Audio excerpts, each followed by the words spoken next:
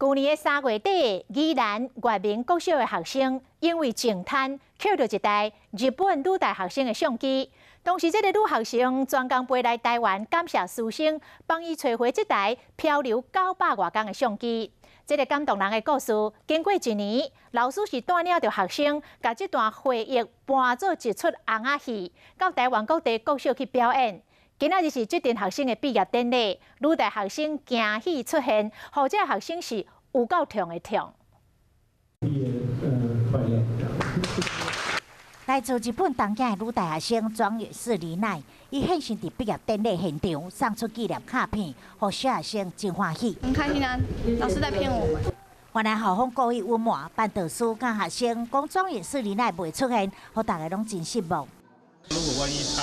这次毕业典礼没有来，你会难过？会啊。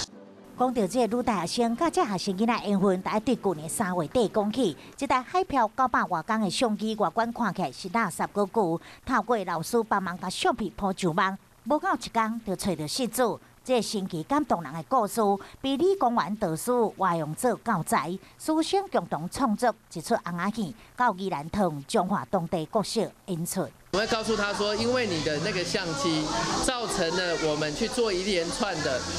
对台湾或是其实对整个爱护海洋是很有意义的事情。师生演出结束，就会去附近的海域净滩，靠着义演甲义卖旅费，总算会当实现7月份到日本成田、东京等城市演出，宣扬爱护地球海洋的重要性，嘛加做另类的台湾之光。